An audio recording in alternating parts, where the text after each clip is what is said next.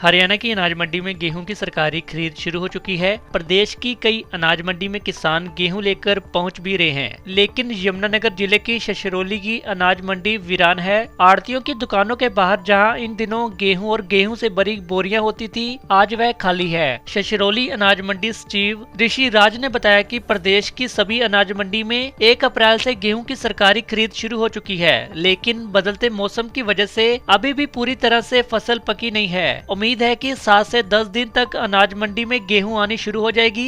दूसरी तरफ यमुनानगर आड़ती एसोसिएशन के प्रधान जगमाल सिंह ने प्रशासन की दावों की पोल खोलकर रख दी है। उन्होंने कहा कि गेहूं की सरकारी खरीद तो शुरू हो चुकी है, लेकिन ट्रांसपोर्ट के टेंडर अभी तक अलॉट नहीं किए गए हैं।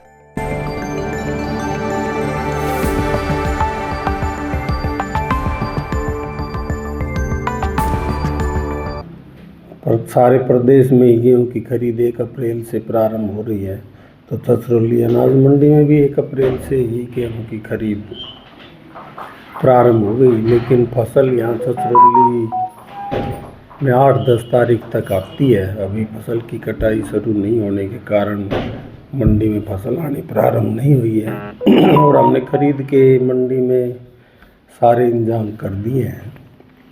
किसी तरह की किसानों को कोई दिक्कत नहीं आने दी जाएगी अपनी फसल बेचने में। खरीद एजेंसियां भी आ गई हैं किसानों फसल के लिए। खरीद एजेंसियों के पास बारदाना भी पूरी मात्रा में आ गया है और जब भी किसान की फसल आएगी तो उनकी तुरंत खरीद करा दी जाएगी। मंडी में जितने भी वाटर कूलर लगे हैं उनकी टंकियों की सफाई, वाटर कूलरों में तो थोड़ी बहुत ज़रूरत थी, उसके अनुसार उनकी मरम्मत वगैरह करा ली गई है। सुलभ शौचालय मंडी की सफाई करवा दी गई है। गेटों पर CCTV लगा दिए गए हैं। वो टावर लाइटें थी, स्ट्रीट लाइटें थी, वो भी ठीक करा दी गई हैं।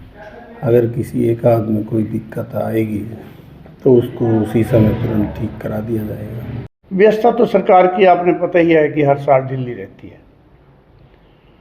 अब मैं कहूँगा उठान की बात होती है, सरकार कहती है कि 72 घंटे में पेमेंट देनी है।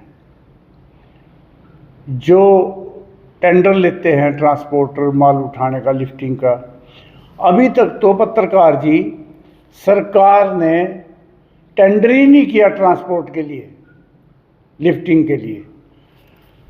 और जब सरकार टेंडर करती है, जो ठेकेदार होते हैं वो गाड़ियों का ब्यौरा तो काफ़ी दे देते हैं कि हमारे पास 50-60 गाड़ियों के नंबर दे देते हैं, पर लेकिन जब वो मंडी में उठाने के लिए आते हैं तो सिर्फ उनके पास 10 गाड़ियाँ होती हैं। अब मंडी की आवक 25-30 हज़ार क्विंटल पे भी पहुंच जाती है। 25-30 हज़ार का मतलब है 60,000 कट्टे, 70,000 कट्टे। अगर कॉन्ट्रैक्टर के ठेकेदार के पास 10 गाड़ियाँ हैं तो क्या उठान करेगा? हमें अपने ही हिसाब से इंतजाम करना पड़ता है गाड़ियों का, जो कि ठेकेदार की जिम्मेवारी है, लेकिन इंतजाम हम करते हैं।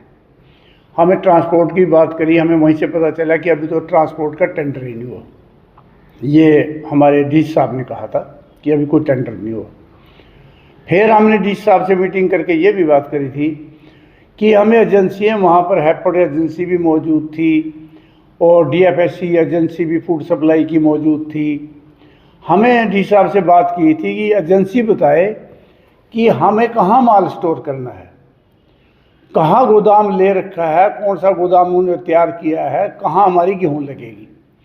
वहाँ भी एजेंसियों के पास कोई जवाब नहीं था, क्योंकि उन्हें स्टोरेज की, गोदाम की कोई व्यवस्था नहीं की है।